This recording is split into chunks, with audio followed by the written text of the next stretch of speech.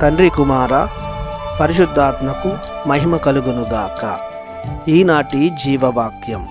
ప్రభువు నా కుడి ప్రక్కన ఉన్నాడు కనుక నేను తొనకను. కీర్తన 16 వచనము 8.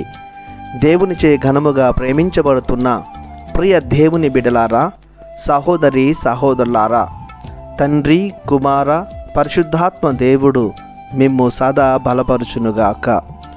లోకములో అతి శక్తివంతమైనది దైవం.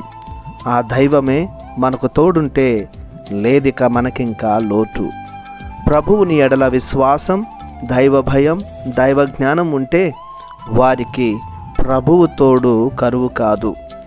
ప్రభువు ప్రతిరోజు చేస్తున్న మేలులను బట్టి, అద్భుత క్రియలను బట్టి, ప్రభుని కాపుదలను బట్టి మనం చాలా సునాయాసంగా ప్రభువు మన ప్రక్కనే ఉన్నాడని గ్రహించవచ్చు. అందుకే కీర్తనకారుడు తనకున్న భరోసాను బట్టి కీర్తన 91 వచనము 7లో నా ప్రక్కన 1000 మంది పడినను, నా కుడి ప్రక్కన 10,000 మంది పడినను నేను భయపడను అంటున్నాడు.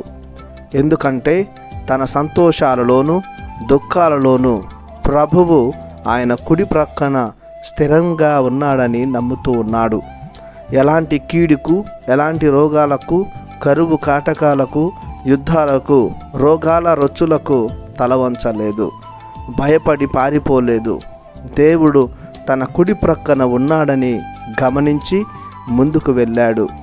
మంచి ఉదాహరణ దావీదు మహారాజు గొల్యాతును చంపే సమయంలో దేవుణ్ణి తన పక్కన ఉంచుకొని ముందుకు కొనసాగాడు.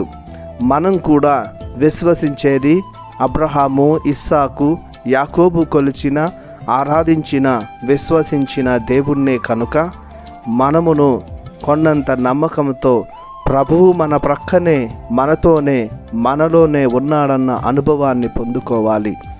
నీవు, నేను, మనం గట్టిగా గొప్పగా అరచి నా ప్రభువు నా కుడి ప్రక్కన ఉన్నాడు కనుక నేను తొనకను అని చెప్పగలగాలి. ప్రార్థించుదము. పవిత్రుడైన తండ్రి, మిమ్ము నమ్మి జీవిస్తున్న, మీపై ఆధారపడుతున్న మమ్ములను వదలక, విడువక, ఎడబాయక మా ప్రక్కనే ఉండి నడిపించి దీవించమని మీ ప్రియ కుమారుడు యేసు పరిశుద్ధ నామములో ప్రార్థిస్తున్నాము పరమ తండ్రి. ఆమెన్.